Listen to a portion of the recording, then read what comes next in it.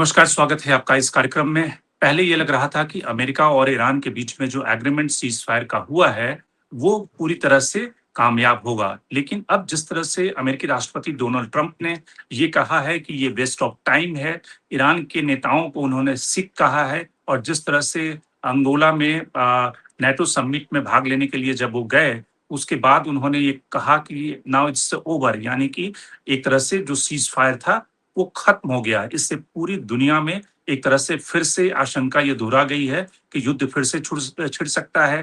तेल बाजार से लेकर सेंसेक्स तमाम देशों के सेंसेक्स में भारी गिरावट महसूस की गई है, आंकड़े दर्ज किए गए हैं। सवाल ये है कि आखिर ट्रंप को ये क्यों कहना पड़ा?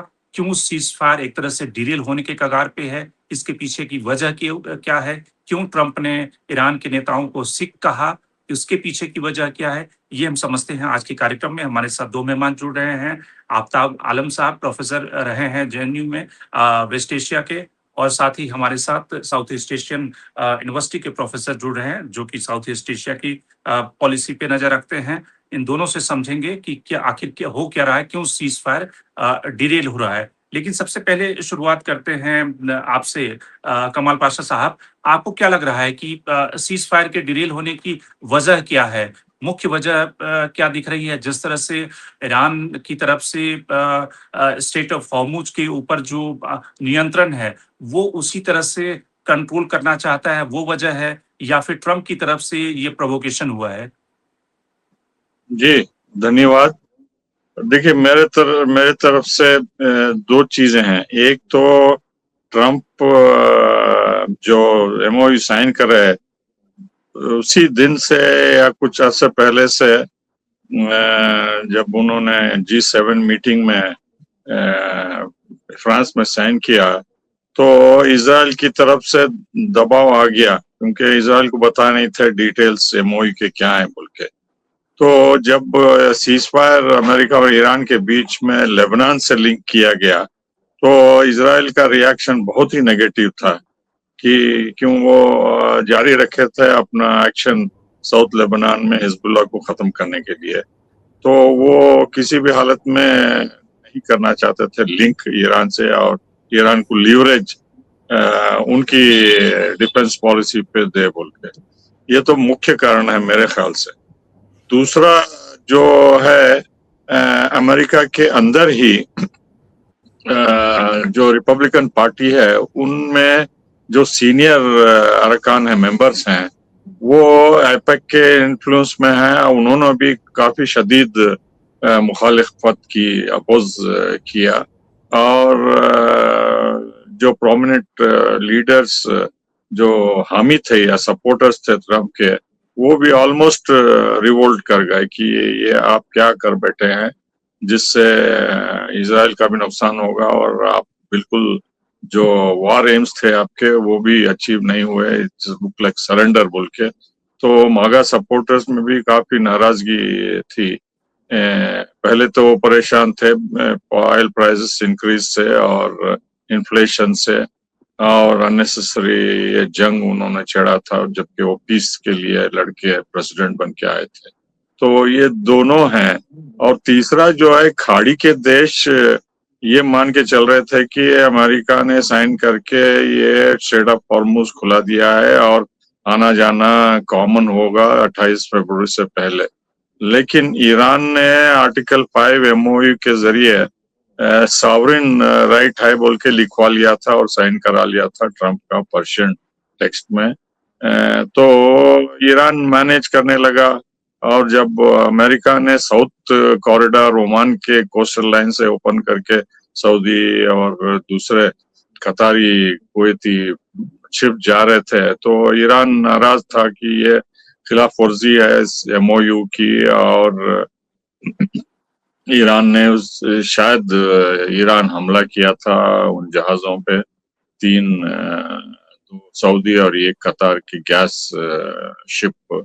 तो उससे अमेरिका ने कार्रवाई की, 2 दिन 2 रात, आज भी सुबह बमबारी हुई। तो ये नारा स्ट्रेट ऑफ हॉर्मुज़ को लेके जो है मेन तीसरा अमेरिका का प्रॉब्लम रहा है, और वो समझ के चल रहे थे कि ईरान खोल देगा, और का जो ब्लॉकेट किया था उसको हटाने के बाद, और टोल फी तो नहीं कर रहे हैं, कुछ नॉमिनल प्रोटेक्शन फी या कुछ ले रहे हैं कुछ रिपोर्ट्स के मुताबिक। तो मेन नाराजगी जो है अमेरिका के सेक्रेटरी ऑफ स्टेट रूबियो आके वहां उन्होंने जीसीसी स्टेट्स को परसुएट कर दिया और बताया कि ये ईरान अग्री कर लिया है, हमारा इंटरप्रिटेशन ये है कि खाड़ी में आना जाना भी होगा, कोई ईरान रिस्ट्रिक्शन नहीं होगा, ईरान का परमिशन या एडवांस इंफॉर्मेशन या नोटिस नहीं देना होगा बोल के। तो ठीक है। वो ठीक है। इस राय में थे। ठीक है, अब थोड़ा धनंजय जी को लाते हैं। धनंजय जी, तो कुल मिलाकर इसको ये इस तरह से समझा जाए कि अमेरिका ने ईरान को धोखा दिया, यानी कि जो स्टेट ऑफ हॉर्मुज को लेकर ईरान चाहता था कि उसका कंट्रोल रहे, वहां पर जो ओमान का रास्ता था उसके जरिए शिपिंग शुरू होने लगी, और जिससे ईरान को लगा कि अमेरिका जिस तरह से एग्रीमेंट की शर्तों को वायोलेट करके उसने जो इंडिपेंडेंस था ईरान का, उस लिवरेज जो था उसको कमजोर करने का काम किया। तो इस तरह से इसको देखा जाना चाहिए, जिसकी वजह से प्रोवोकेशन बढ़ा है और ट्रंप कह रहे हैं। देखिए, बड़ी इंटरेस्टिंग चीज हो गई है इस पूरे लड़ाई में। लड़ाई शुरू किस पे हुई थी? लड़ाई शुरू हुई थी आपकी न्यूक्लियर कि ईरान न्यूक्लियर बॉम्ब बना रहा है, आप वहाँ पे ह्यूमन राइट वॉलेशंस हो रहे हैं और वो खतरा है। आज लड़ाई किस पे आ गई है? न्यूक्लियर के बारे में कोई कुछ बोल ही नहीं रहा है। ईरान के पास न्यूक्लियर है, उसका क्या होगा, बम बना रहा है नहीं बना रहा है, कुछ नहीं। आज पूरी लड़ाई स्टेट ऑफ हॉर्मुज पे आ गई। वो स्टेट ऑफ हॉर्मुज 27 फरवरी 2026 के पहले खुला हुआ था। ये तमाम जो इस तरीके का पूरा एक फसाद बनाया गया इजराइल और यूएस की तरफ से, और उसको लेकर के जो ऑलरेडी एक नेगोशिएशन में चीजें चल रही थी, उसको लेकर के पूरा वॉर करना और इस मसले तक आ जाना, तो जो सेंट्रल थीम था वो मिस हो गया। आज लड़ाई किसी और चीज पर है। दूसरी रही ईरान की बात। ईरान को देखिए, ईरान को जो सबसे ज्यादा स्ट्रेंथ मिली, उसकी अपनी मिलिट्री स्ट्रेंथ थी, कैपेबिलिटीज थी, उसने एग्जिबिट भी किया। लेकिन जो मेन बार्गेनिंग चिप ईरान के लिए बना वो स्टेट ऑफ हॉर्मुज बना। और कोई भी देश जो आज उसका जियो स्ट्रेटेजिक रेलिवेंस समझ चुका है, वो उसको इस तरीके से जाने नहीं देगा। क्योंकि ईरान का, जैसे अभी प्रोफेसर पाशा कह रहे थे कि यूएस के अंदर भी एक सेक्शन है, इजराइल एब्सोल्युटली इसके अपोज में है इस नेगोशिएशन या ट्रूस के। यूएस के अंदर भी एक सेक्शन है जो इस ट्रूस को मानने को फिलहाल तैयार नहीं है। उनके अपने इंटरेस्ट है, इजरायली लॉबी है बड़ी। तो उसके चलते ईरान को ये पता है कि ये वॉर कभी वापस भी आ सकती है, किसी और शेप में, किसी और फॉर्म में। हो सकता है यूएस डायरेक्ट इन्वॉल्व ना हो, लेकिन इजराइल अटैक कर सकता है। इजराइल ने तो यहाँ तक कहा है कि अब उसको इस तरीके से मानता नहीं है। काफी प्रेशर भी अमेरिका की तरफ से इजराइल की तरफ आया है। तो स्टेट ऑफ हॉर्मुज एक मेन कड़ी बन गई है इस पूरे वॉर में। कुछ जियोपॉलिटिकल एनालिस्ट इस बात को बोल रहे थे, मेरे ख्याल से आपके प्रोग्राम पे भी हमने इस बात पे चर्चा की है पहले। तो आज जो क्रिटिकल पॉइंट है वो स्टेट ऑफ हॉर्मुज है। अमेरिका उसको फ्री करना चाहता है, अल्टरनेट चाहता है, और ईरान उस पर अपना कंट्रोल रखना चाहता है। और ऑब्वियस है वो कंट्रोल इसीलिए रखना चाहता है कि आज अगर स्टेट ऑफ हॉर्मुज नहीं होता तो ईरान की स्थिति इस वॉर में क्या होती वो पता नहीं था। पूरी दुनिया से जो अमेरिका पे प्रेशर गया वो स्ट्रेट ऑफ हॉर्मुज के ब्लॉकेट से गया, क्योंकि वो सिर्फ पेट्रोल नहीं, वहां से फर्टिलाइजर्स, एसेंशियल मेडिसिन और बहुत और भी ट्रेड मेजर लेवल पे होता है। तो मजेदार बात यही है इस पूरे वॉर की कि न्यूक्लियर आज पता नहीं कहाँ है और तमाम इश्यूज पता नहीं कहाँ है। वॉर एक स्टेट ऑफ हॉर्मुज पे आ गई है और मुझे नहीं लगता कि इस पे इतनी जल्दी समझौता होगा। मेरा एक और मानना है कि ये जो अभी जो छोटी मोटी लड़ाई चल रही है, ये एक नेगोशिएटिंग टैक्टिक्स भी हो सकती है। अमेरिका हमेशा इस तरह की कोशिश करता है कि प्रेशर करने की टैक्टिक्स हो सकती है कि आप हमारी बात को पूरी तरीके से मानिए, नहीं तो हम नहीं छोड़ेंगे। लेकिन ईरान ने जिस तरीके का विक्ट्री हासिल किया इस पूरे जंग में, उसमें ईरान भी दबने वाला नहीं है। और अनफॉर्चुनेटली अमेरिका ने क्या कर दिया है कि जो भी लोग ईरान के अंदर नेगोशिएट कर सकते थे, इजराइल और अमेरिका ने उनको एलिमिनेट करके एक बहुत ही अथॉरिटेरियन रजीम को वहां पर ला दिया है, जो पीछे हटने वाला नहीं है। तो वैसी स्थिति में ट्रम्प के पास तो अब पीछे जाने का, क्योंकि जब उनसे सवाल पूछा गया उस अंकारा वाली प्रेस कॉन्फ्रेंस में, तो लोगों ने ये सवाल पूछा कि आप ग्राउंड फोर्सेस आप भेजेंगे, अ, उसका जो उन्होंने जवाब दिया वो बहुत ही इंटरेस्टिंग जवाब था। उसके बाद उन्होंने ये भी जवाब दिया कि ईरान की लीडरशिप खत्म हो गई, अब नई लीडरशिप है, वो मुझे भी खत्म कर देंगे, मैं भी चला जाऊंगा। तो इस तरह की हास्यास्पद बातें भी वो कर रहे हैं। तो वैसी स्थिति में उनके पास ईरान तो एस्केलेशन के लिए तैयार है, वो रिस्ट्रेन के लिए तैयार नहीं है। अमेरिका के पास क्या ऑप्शन है, ये विंडो है कि फिर से वो इतने बड़े पैमाने पे एस्केलेट करेगा? जी, अमेरिका के पास बिल्कुल वो विंडो नहीं है।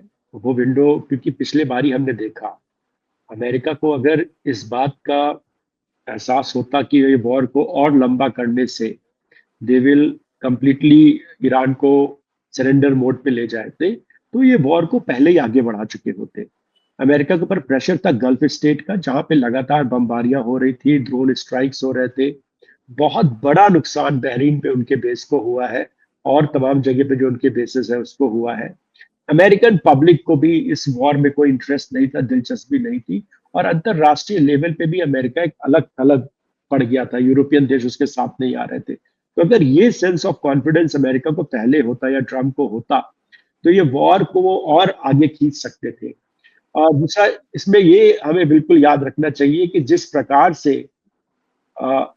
जिस प्रकार से अमेरिका का नुकसान हुआ है इस पूरे वॉर में, वो ट्रिलियंस ऑफ डॉलर्स में, उसका भी किसी को पता नहीं है।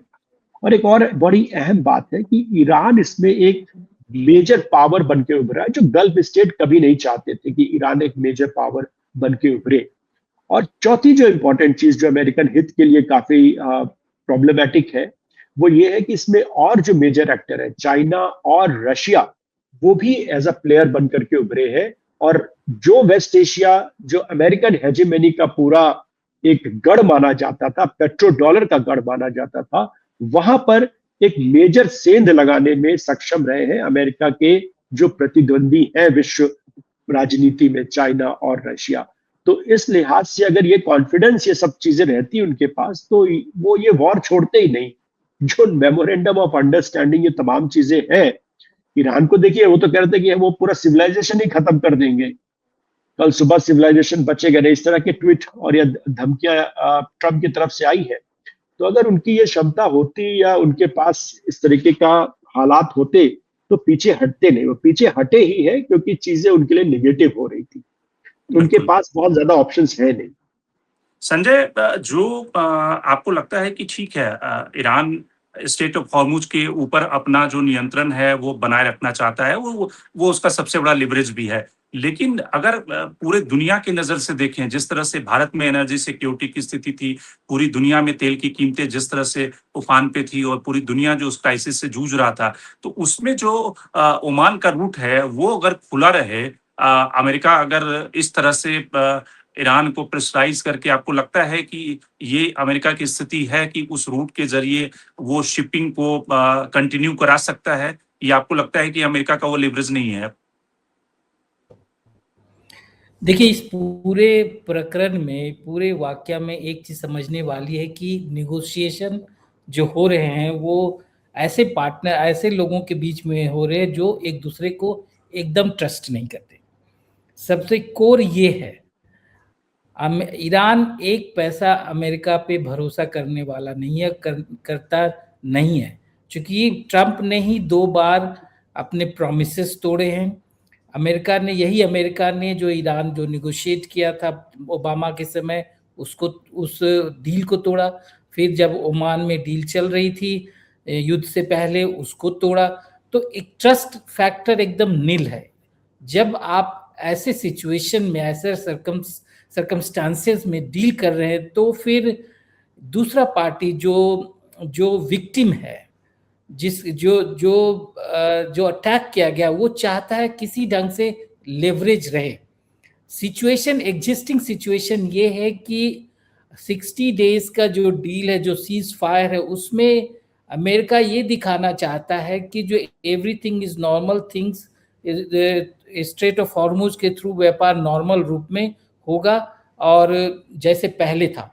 अगर ये ईरान होने देता है तो दैट मीन्स कि Iran loses it's strategic asset.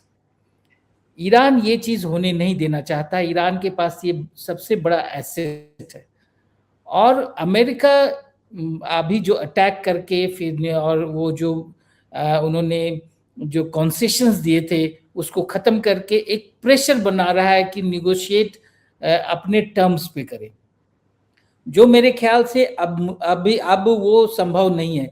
Iran already इस विक्ट्री को सेलिब्रेट कर रहा है। आप देखिए खमेनी का जो जनाजा पिछले एक सप्ताह से अलग अलग जगह घूम रहा है, और जिस ढंग से वो समझिए गम नहीं मना रहे हैं, वो विक्ट्री मना रहे हैं, वो समझिए सेलिब्रेट कर रहे हैं। दिस इज ईरान के लिए ये एक न्यू मोमेंट ऑफ रेवोल्यूशन है, रिसर्जेंस है 1979 के बाद।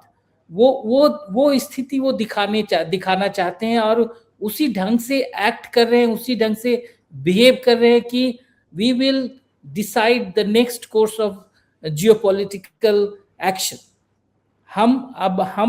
अब ये जो घटना हुई, इससे जो भी अब होगा आगे, we will be the main protagonist, और हमारे इर्द गिर्द सारे एक्शंस होंगे, और फिर we will write the rules of geopolitics anew, जैसे 79 के बाद इन्होंने किया था। एक आप समझिए ईरान इस लहजे में है, इस मूड में है। अब अमेरिका को किसी भी ढंग से ईरान जो न्यू रिसर्जेंट ईरान है वो कहीं से भी पसंद नहीं होगा। अमेरिका ने इसके फरवरी में जब अमेरिका लड़ाई करने के लिए उतरा तो उसमें ये नहीं था कि ईरान को एक नए ढंग से एस्टैब्लिश करना जियोपॉलिटिकली। जो एम लेकर अमेरिका नहीं चला, सारे एम ऑफ फुलफिल जो ईरान के मतलब वो सारे एम फुलफिल नहीं हुए, अब उल्टा ही सारे हो गए। ईरान एक जियोपॉलिटिकली एस्टैब्लिश हो गया, एक जो पराया स्टेट था उससे मेन स्ट्रीम स्टेट बन गया। Now Iran has discovered a new strategic asset called straight of Hormuz, जो अभी तक वो असर्ट नहीं कर रहा था। अब इसके बाद अमेरिका के पास क्या ऑप्शन है? क्या अमेरिका इस लड़ाई ईरान को रीबिल्ड करने के लिए आपको जो प्रतिबंध लगे थे उन सब से वेवर चाहिए, जो उनके सेट फ्रीज थे उन सब से मुक्ति चाहिए, तो कहीं ना कहीं ईरान को भी एक तरह से उस पेस पे आना होगा जहां पे दोनों देशों के बीच में एग्रीमेंट चले। वो ठीक है कि जो आप बात कह रहे हैं बिल्कुल ठीक है कि वो नहीं दिखाना चाहता कि 60 दिनों का जो विंडो है उसमें सब कुछ सामान्य चल रहा है और अमेरिका की शर्तें चल रही है और स्टेट ऑफ हॉर्मुज पूरी तरह से बहाल हो गया, लेकिन ईरान को भी तो कहीं ना कहीं कॉम्प्रोमाइज करना पड़ेगा। यस, कॉम्प्रोमाइज कहीं न कहीं करना पड़ेगा और करेगा, लेकिन जो स्थिति है, जो जार्गन है दोनों कंट्रीज का, ये है कि वी आर द विक्टर। हम ये इस पोजीशन से कोई भी नीचे नहीं उतरना चाहता। यहाँ पे अब ये है कि जो दोनों इतना इगोइस्टिक प्लेयर हैं इस इंटरनेशनल कम्युनिटी में कि जो उस पोजीशन से पीछे हटने का सवाल ही नहीं उठता। At the same time Iran silently deal कर रहा है विदाउट ये making so many statements. American president का जो उनका शब्दावली है, जिस ढंग की भाषा है, जो लैंग्वेज इस्तेमाल कर रहे हैं, इट शोज फ्रस्ट्रेशन। ईरान कहीं से भी वो फ्रस्ट्रेशन नहीं दिखा रहा। At the same time Iran ये दिखा रहा है कि जो दे आर इन कमांड। आप हमें कितना भी, आप हमें इराक की तरह ट्रीट नहीं कर सकते, आप हमें अफगानिस्तान की तरह ट्रीट नहीं कर सकते। एक्चुअली अमेरिका पहली दफा एक ऐसे युद्ध में फंसा है जो मॉडर्न कंट्रीज से युद्ध कर रहा है डायरेक्टली।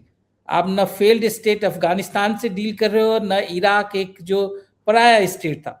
आप एक ईरान से, एक ऐसे कंट्री से डील कर रहे हो जो ऑलरेडी एक एस्टैब्लिश कंट्री है, वहाँ पे सब चीज एक गवर्नेंस है सब। उस कंट्री से अमेरिका का इस बार सीधा सीधी पाला पड़ा है और अमेरिका इसको हैंडल करने में सक्सेसफुल नहीं हो पा रहा है। इसीलिए जो भी जेस्चर्स है ट्रम्प का, वो फ्रस्ट्रेशन है। इट्स नॉट ए साइन कि जो they are in command of the situation.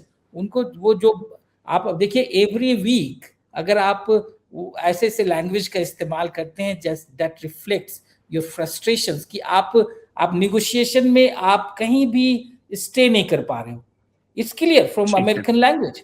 और अब वो दूसरा फ्रस्ट्रेशन ये है कि नेटो के देश, अब जो भी स्टेटमेंट हुआ अंकारा में जहां नेटो का समिट, नेटो के देश अमेरिका को एंडोर्स करने की स्थिति में नहीं है और they don't want to do that, वो करना नहीं चाहते। ये दूसरा फ्रस्ट्रेशन है। तो अमेरिका एक नए ढंग का आइसोलेशन से गुजर रहा है। जो आइसोलेशन ईरान से गुजरता था, अब वो आइसोलेशन अमेरिका का है कि America can't carry it's allies. अब वो रिफ्लेक्ट कर रहा है इस निगोशिएशन में, और कहां तक वो कॉन्सेशन दे सकते, देना पड़ेगा।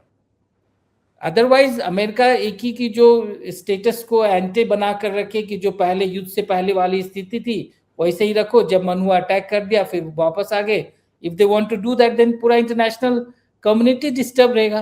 क्या अमेरिका उस स्थिति को बरकरार रखने के मूड में है? कर सकता है? नहीं।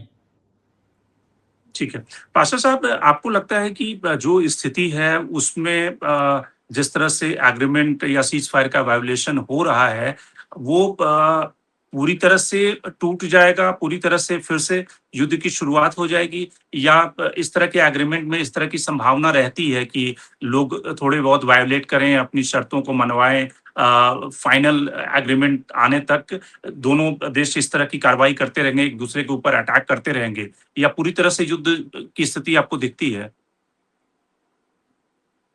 जी, मुझे लगता है कि ये पिछले कुछ हफ्तों से जो low intensity attack, counter attacks हो रहे हैं, उसी तरह ये चलेगा कुछ अरसे तक।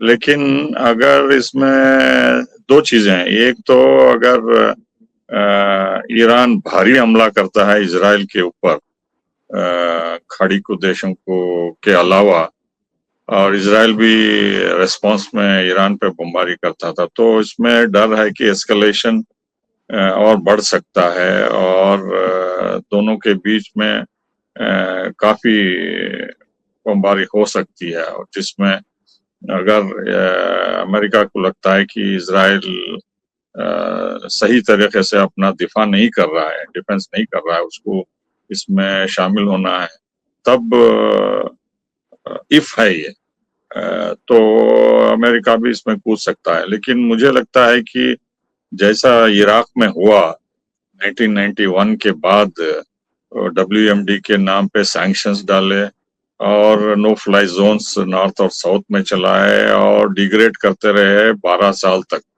इराक को, तो उसके बाद आके ग्राउंड इन्वेशन हुआ। तो अमेरिका या इजराइल दोनों मिलके इस स्थिति में नहीं है कि ग्राउंड इन्वेशन ईरान का अब करे। हाँ, वो खार्ग आइलैंड ले सकते हैं या किश्म आइलैंड भी काफी कॉस्ट पे ले सकते हैं, लेकिन ग्राउंड इन्वेजन के लिए अभी ईरान की ताकत काफी मजबूत है, अमेरिका जानता है, इजराइल भी जानता है, और इसको डिग्रेड करेंगे इंफ्रास्ट्रक्चर को, जैसा कि ट्रंप ने बताया, पावर प्लांट्स हैं, डिसैलिनेशन प्लांट्स हैं, जैसा आज सुबह उन्होंने रेलवे ट्रैक्स पे, ब्रिजेस पे और की इंफ्रास्ट्रक्चर पे उन्होंने हमला किया, apart from military targets IRGC के नियर। तो ये धीरे धीरे डिग्रेड करते जाएंगे, और सबसे बड़ा अब उन्होंने वो ये किया है कि जो वेवर दिया था 60 दिन का ऑयल एक्सपोर्ट करने का, वो विड्रॉ कर लिए हैं, जिससे और ईरान की पोजीशन खराब होगी, और ईरान जवाबी हमला तेज करता है खाड़ी के देशों पे जहां अमेरिका के अड्डे हैं, तो ब्लॉकेड और रीइंपोज कर सकते हैं, जबकि पूरी तरह ये वापस उसी स्थिति में हम पहुंच जाएंगे जो युद्ध के दौरान थी। हाँ, लेकिन बमबारी मेरे ख्याल से बड़े पैमाने पर नहीं होगी। अगर ब्लॉकेड करते हैं अमेरिका की तरफ से, तो ये एक तरीके से प्रेशर होगा कि आपका तेल भी नहीं जाएगा वेवर के तहत, और आपके समंदर से ना कुछ आएगा ना जाएगा, तो वो स्ट्रैंगुलेट करना चाहेंगे बमबारी के बगैर, क्योंकि बमबारी उन्होंने करके देखा है पूरे सिरिक आइलैंड, बंदर अब्बास और किश्म और दूसरे ठिकानों पे, वहाँ कुछ खास उनको अचीवमेंट नहीं मिला। एक ही कम्युनिकेशन टावर पे सिरिक में मार रहे हैं पिछले 3 हफ्तों से, लेकिन वो दोबारा बना देते हैं वो। तो इस लिहाज से जो है वो बमबारी करके कुछ हासिल नहीं कर रहे हैं, डिग्रेड बेसिकली नहीं कर रहे हैं। और IRGC की नेवी दोबारा उनके स्पीड बोट्स आ जाते हैं और माइन लेइंग काम सेंटर में चलता रहता है और मिसाइल्स भी वहां से दागते रहते हैं। तो ये कितने दिन तक डिग्रेड करते रहेंगे और वो रिबिल्ड करते जा रहे हैं।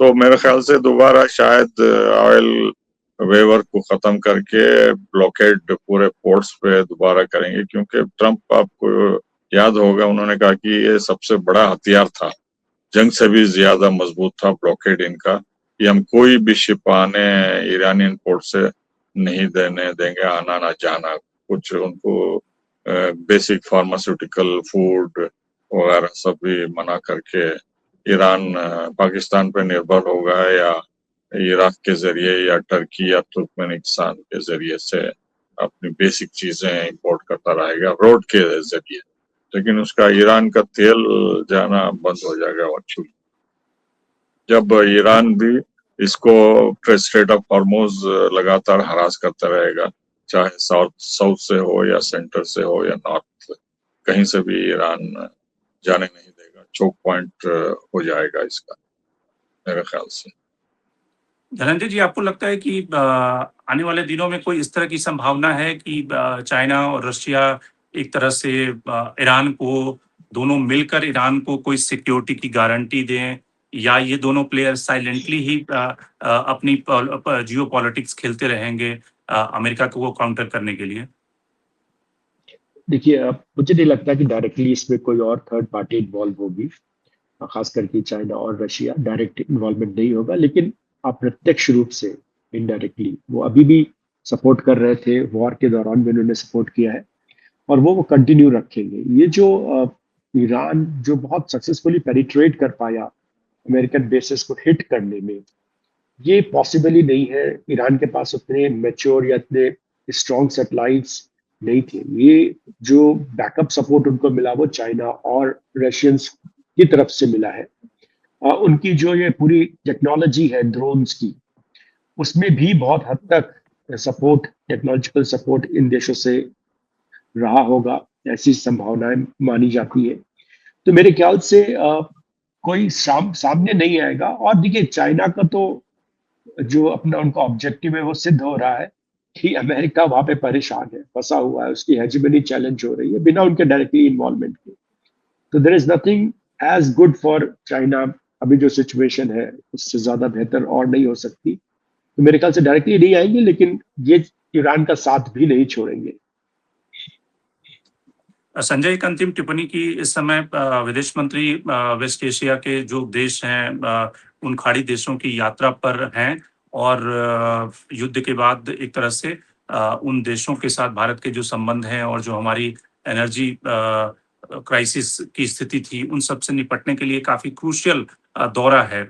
और हाल के दिनों में जिस तरह से ईरान में भारत ने अपना डेलीगेशन भेजा वहां पे, उन सब को देखते हुए आपको लगता है कि भारत का जो स्टेक है इस नए वॉर, अगर फिर से एस्केलेट होता है, टेंशन एस्केलेट होता है, उसमें भारत की जो पोजीशनिंग है, भारत की अपनी जो गलतियां थी ईरान के साथ, उसको फिर से उन गलतियों को उस पे रफ्फू लगाते हुए कुछ उसने कदम बढ़ाए हैं, या आपको लगता है कि भारत अभी भी उसी पोजीशन पे है जो पोजीशन पे युद्ध होने से पहले था?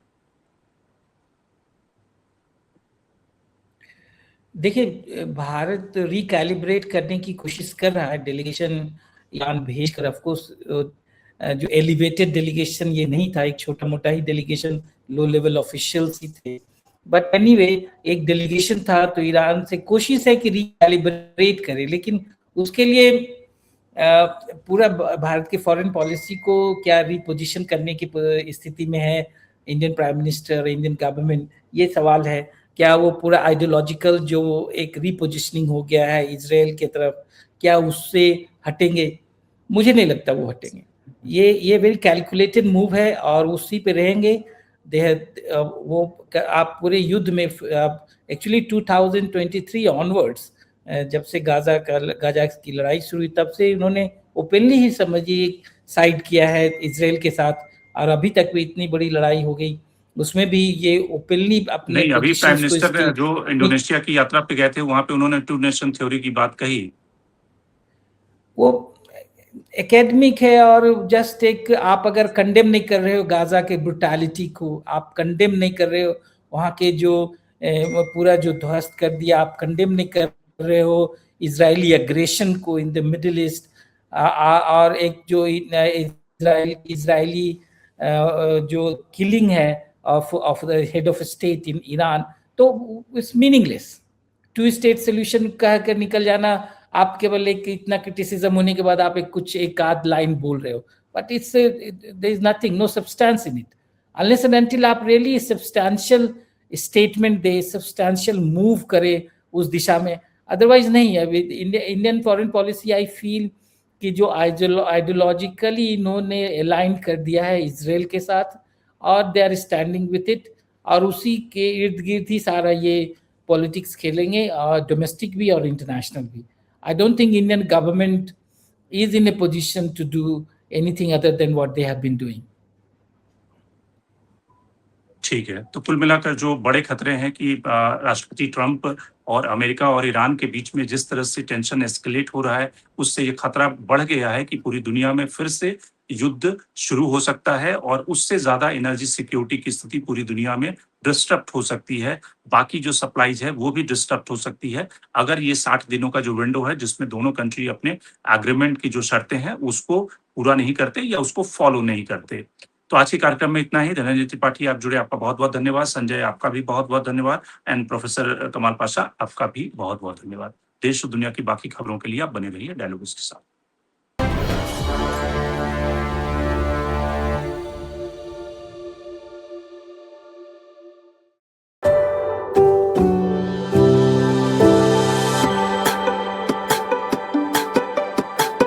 Every book has a journey, and every author has an untold story. Behind every powerful book lies curiosity, courage, and countless conversations. Discover them all on Books and Banter, a Dialogus Digital original series.